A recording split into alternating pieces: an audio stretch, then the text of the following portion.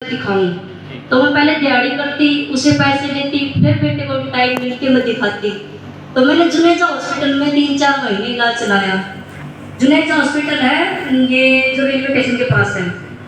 उसके बाद मैं जे वो कदम हॉस्पिटल वहाँ भी दिखाया। मैंने ना जाने कहाँ का करनाल भी दिखाया, मैंने करनाल भी दिखाया। तो उसके बाद मान लिया जब मैं सारे टेस्ट कराए मैंने सरकारी हॉस्पिटल में, क्योंकि इतना पैसा नहीं था मेरे पास कि मैं उस बेटे को कहीं प्राइवेट हॉस्पिटल दिखाऊं। सरकारी 10 बजे खुलती है, मैं 6 बजे चली जाया करती घर से बेटे को लेके भूखे पड़े। अब छोटा सा बच्चा 7 दिन भूखा रहे तो आप सोचो माँ के ऊपर क्या देगी।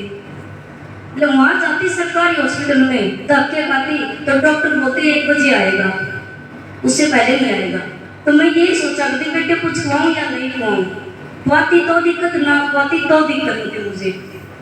फिर ऐसे करते करते हमको तो कदम हॉस्पिटल में पहुंचे ना, तो उस डॉक्टर ने ये बोला 3.5 लाख रुपए हमें दे दो और ठीक हुए तो आपका, अगर मर गया तो आपका। उस टाइम मेरी जिंदगी में सोचो सब कुछ खत्म हो चुका था।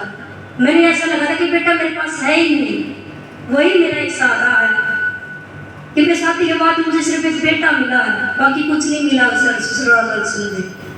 मैं वहाँ गई तो मैं बाहर निकली, बेटे को लेके आ गई। मैंने क्या किया, थोड़ी सी आग जला रखी थी दुकान वालों ने, मैंने सारे कागज उसी में फूंक दिए और वहीं सोच लिया कि इसी में सब कुछ खत्म हो गया इस आग में मेरा।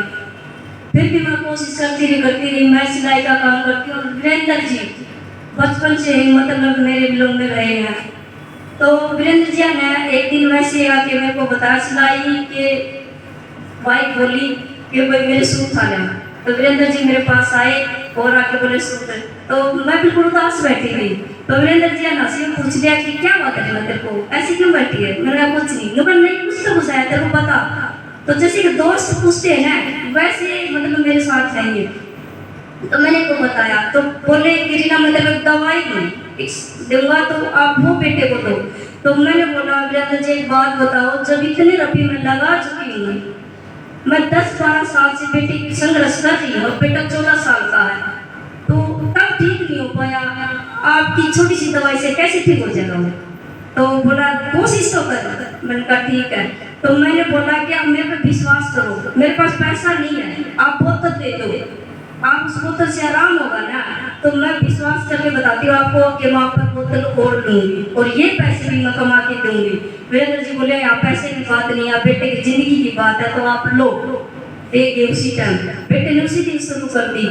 4 दिन में उस बेटे ने मेरे को ये बताया मम्मी मैं ठीक हूँ और आप और लेके आओगे, मैं ठीक होना चाहता हूँ।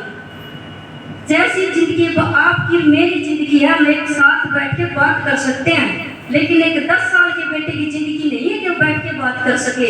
उसकी जिंदगी खेलने कूदने की सबके साथ, लेकिन गली में या स्कूल में कहीं भी कोई भी बच्चा खेलता वो सिर्फ बैठ के देखा करता कि कोई बच्चा मेरे पास आए बैठ के मेरे से बात करे, क्योंकि वो खेलने की चीज नहीं था। थोड़ा सा चलता तो दिल में से दिक्कत होया करती।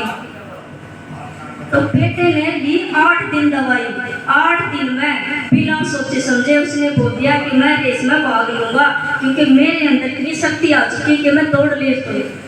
तो उस बेटे ने दौड़ ली। 12वीं का बच्चे, मेरा बेटा 9वीं क्लास में है, 12वीं के बच्चे थे, 11वीं के थे और 10वीं के बच्चे थे। तो मैडम बोली बेटा तू इस योग्य नहीं है कि तू भाग ले इतने बड़े बच्चों के साथ। बेटा बोला मैं लूंगा, आप मुझे दो। तो दे दिया। उसके बाद दौड़ हुई। 18वें नंबर पे बेटा आया, वो +2 के है, बेटा 9वीं का है, 18वें नंबर पे बेटा आया। इतना कुछ मतलब इस जो वीरेंद्र जी ने मेरे को दी उससे कुछ इतना मतलब भगवान उतर क्या चमत्कार ऐसा कुछ हुआ।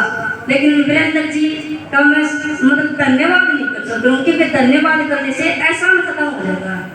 और मैं ये चाहती हूँ कि जिंदगी भर ऐसा मत रहूंगी, क्योंकि आपने इतना कुछ किया कि आज वो बेटा मेरे साथ है। वो बेटा मेरे को बोलता है कि मम्मी आप काम करो, मैं करूँ, आपको रोटी बना के दूंगा, आपने खाना भी दूंगा, आपके सारे काम भी करूँगा।